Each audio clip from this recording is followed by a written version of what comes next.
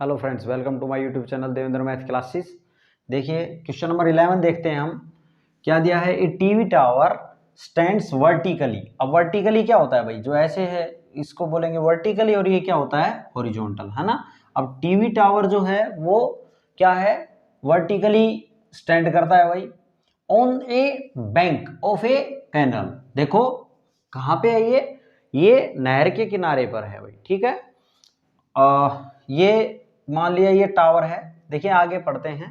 From A point on the other bank directly opposite the tower the angle of elevation of the top of the tower is 60 degree. क्या कहता है कि from A point on the other bank. अब दूसरे जो किनारा है भाई, एक किनारा तो ये हो गया, एक साइड तो ये खड़ा है, ठीक है। और ये है नहर, ये है जो हम देख रहे हैं ना बीसी, ये क्या है? नहर है। ये है बीसी, जो है वो नहर की चौड़ाई है। हम ये बोल दें कि ये विड्थ है, ठीक है, बीसी। आगे कहता है from A point on the other bank. अब अदर बैंक यहां है मान लेते हैं हम, ठीक है। Other bank directly opposite the tower. अब ये टावर के क्या है भाई? ये इसके अपोजिट हो गया ना। ये सेम साइड में नहीं है, सेम साइड में होता तो सेम साइड बोलता, इसके अपोजिट हो गया, ये नहर के इधर है। आगे कहता है the angle of elevation of the top of the tower is 60 degree. यहां से एंगल ऑफ एलिवेशन कहां का? टॉप ऑफ द टावर का। वो कितना है? 60 डिग्री इसने दिया है, ये 60 डिग्री है। आगे कहता है from another point 20 metre away from this point. इस पॉइंट से 20 मीटर की दूरी पे कोई और पॉइंट है भाई। From another point 20 metre away from this point, इस सी पॉइंट से, from this point on the line joining this point, इस पॉइंट को जो लाइन ज्वाइन कर रही है to the foot of the tower. देखो जो फुट कहां है भाई? टावर के, ये टावर के फिट को जो ज्वाइन कर रही थी वो बीसी लाइन थी ना, उसी को आगे, उससे आगे 20 मीटर अवे, है ना, उससे 20 मीटर अवे कोई पॉइंट है, ये मान लेते हैं डी पॉइंट है। वहां से क्या किया गया है? The angle of elevation of the top of the tower is 30 degree. See figure, ये फिगर भाई आपको इस क्वेश्चन में गिवन था, ठीक है। ये फिगर क्या था? इस क्वेश्चन में गिवन है।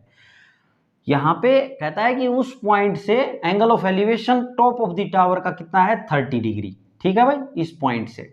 आगे कहता है find the height of the tower. हमने क्या बताना है? इस टावर की हाइट बतानी है, वो हम h मान लेते हैं भाई। क्या मान लें? इस टावर की हाइट h मान लेते हैं, कुछ भी मान लें आप। और क्या बताना है? विड्थ बतानी है कैनल की। ये कैनल है, इसकी क्या बतानी है हमने? विड्थ। ये विड्थ हमने फाइंड आउट करनी है, यहां से लेके और यहां तक का कितना है, ठीक है।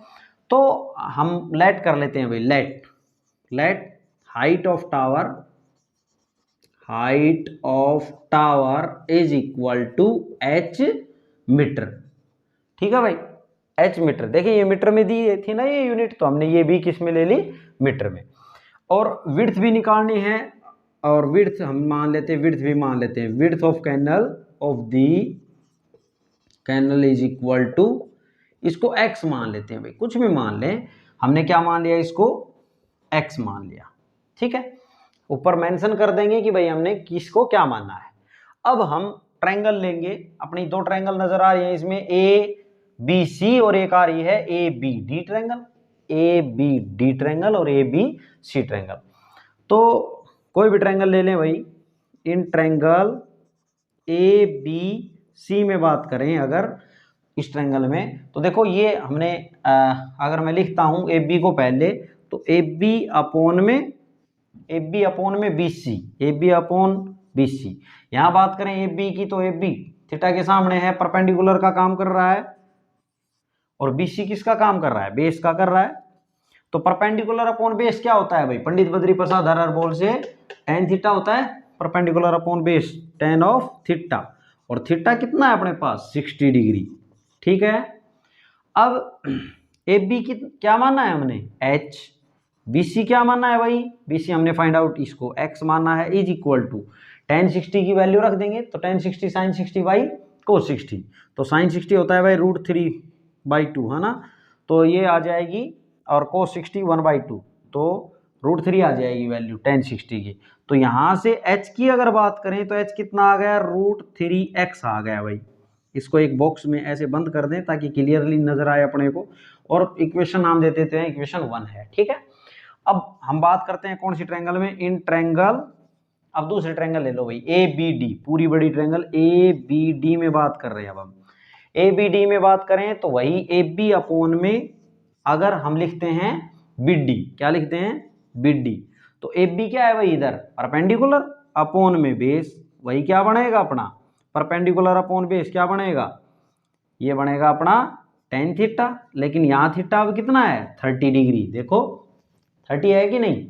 अब यहाँ पे AB कितना है भाई अपना, H अपॉन में BD की बात करें तो BD जो है वो BC प्लस CD से मिलके बन रहा है, तो इसको मैं लिख दूं x प्लस 20, क्या लिख दें इसकी जगह, x plus 20 is equal to tan 30 की वैल्यू कितनी होगी भाई, 1/√3, 1/√3। अब इसको क्रॉस मल्टीप्लाई कर दे भाई, यहां से अब यहां कर रहे हैं हम, √3h is equal to x plus 20 हो गया भाई, x प्लस 20, क्लियर है यहाँ से।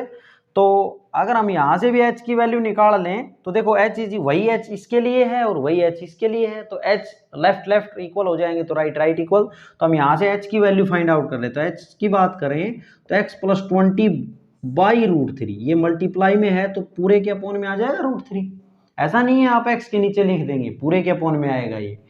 तो इसको भी बॉक्स में बंद कर देते हैं भाई, ठीक है। ये इक्वेशन हम दो नाम ले लेते हैं। अब h इज इक्वल टू ये है, h इज इक्वल टू ये है, लेफ्ट वही h तो सेम, टावर तो सेम ही था, तो लेफ्ट लेफ्ट इक्वल, तो राइट राइट भी इक्वल रख देंगे। फ्रॉम फर्स्ट एंड सेकंड से बात करेंगे हम, फ्रॉम फर्स्ट एंड सेकंड से बात करें तो क्या लिखेंगे, √3x is equal to x plus 20/√3। अब क्रॉस मल्टीप्लाई कर दें तो 3x is equal to x plus 20, तो x इधर आएगा तो 2x बच जाएगा भाई, इज इक्वल टू 20, तो यहां से कितना आ गया 10, x की वैल्यू कितनी आ गई अपने पास 10, x इज इक्वल टू कितना आ गया 10 आ गया, x 10 आ गया, x 10 आ गया। x क्या माना था हमने, विड्थ मानी थी, तो वो तो आ गई अपनी। हमने h और निकालना है तो किसी भी इक्वेशन में रख दे, चाहे आप इसमें रख दें चाहे इसमें रख दें, इसमें थोड़ी कैलकुलेशन ज़्यादा करनी पड़ेगी, इसमें सिंपली दिख रहा है हमने। तो फ्रॉम फर्स्ट से हम यहाँ इसके बाद में बात करेंगे, लिख रहे हैं हम यहाँ फ्रॉम फर्स्ट से अगर बात करें तो क्या लिख दें, फर्स्ट इंप्लाई करता है क्या कि h is equal to √3x, h is equal to √3x, और √3x कितना आया है भाई, x आया है अपना 10, तो ये कितना हो गया 10√3, और ये किस में थी, मीटर में। तो फाइनली हम लिख देंगे देयरफॉर हाइट कितनी आ गई भाई टावर की, ये therefore height of tower is equal to 10√3 metre, ठीक है। और width of the canal, width of the canal is equal to कितनी आ गई भाई, ये x है ना, और x मैंने विड्थ मानी थी ये, तो ये कितनी आ गई 10, कितनी आ गई 10 मीटर। ओके स्टूडेंट, ये था आपका क्वेश्चन नंबर 11। उम्मीद है आपको समझ आ गया होगा। अगर आपको क्वेश्चन अच्छे से समझ आ गया है तो प्लीज़ चैनल को सब्सक्राइब करें अगर आपने नहीं किया है तो, और फ्रेंड सर्कल में भी शेयर करें।